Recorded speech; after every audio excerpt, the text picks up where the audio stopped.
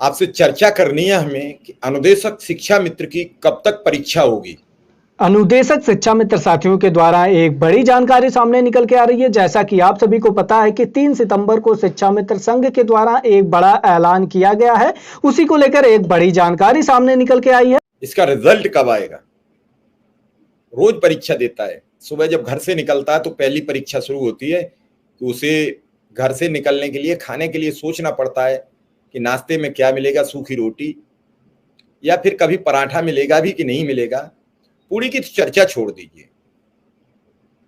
जब वहां से चलता है तो फिर उसकी दूसरी सोच होती है, दूसरी टेंशन होती है, दूसरी मानसिक दबाव होता है कि हमें 10 किलोमीटर, 20 किलोमीटर, 25 किलोमीटर, शिक्षा मित्र को तो खैर कम लोग जाते हैं इधर उधर, लेकिन अनुदेशक तो लगभग 90%, चाहे वो 5 किलोमीटर जाएं, 4 किलोमीटर जाएं, 10 किलोमीटर जाएं, 80 किलोमीटर जाएं, 120 किलोमीटर जाएं अप डाउन, उन्हें जाना है। अब अगली समस्या है कि पेट्रोल पंप तक कैसे जाया जाए और पंप पे जाके कैसे पेट्रोल डलाई जाए। जब वो डला लेता है तब फिर एक खून का घूंट पी के एक और परीक्षा में पास हो जाता है, फिर वो स्कूल की तरफ निकल पड़ता है। स्कूल पहुंचता है, बच्चों को निपुण बनाने में लग जाता है कि कैसे निपुण बनाए जाएं। सरकार की बड़ी जिम्मेदारी है।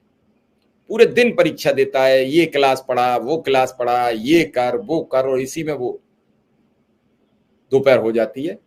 अब दोपहर को उसका खाली पेट है, सुबह जल्दबाजी में क्या खाया क्या पिया, सोच रहा है कि कैसे हम घर पहुंचे, जल्दी से छुट्टी हो स्कूल की और हम जाके कुछ खाएं। पेट खाली है, परीक्षा हो रही है, या तो वो अपनी हालात को देखते ताकते हुए किसी तरीके से मिड डे मील में से कुछ खा पी ले बेचारा, इसके अलावा रास्ता क्या है। शाम को फिर वापस आता है तो फिर जब किक मारता है अपनी स्कूटी में या स्टार्ट करता है, फिर उसे वही पेट्रोल वाला ख्याल आता है, चल पड़ता है। लेकिन वो तो वो पथिक है, वो थकने का नाम नहीं लेता, उसे थकना आता ही नहीं, उसकी डिक्शनरी में नहीं है थकने का नाम का शब्द। फिर चल पड़ता है एक नई ऊर्जा के साथ, घर आता है, उसे दिखाई देता है पत्नी का चेहरा, दिखाई देता है अपने मासूम बच्चों का चेहरा, दिखाई देता है अपने बुजुर्ग माँ बाप का चेहरा, जिन्हें कई दिन हो गए न सब्जी नसीब है न दाल नसीब है। फिर अगली परीक्षा है, छटपटाता है, कुछ सोचता है, कुछ करता है, किसी तरीके से घर के भोजन और उसकी बंदोबस्त करता है, फिर अगली परीक्षा में जुट जाता है।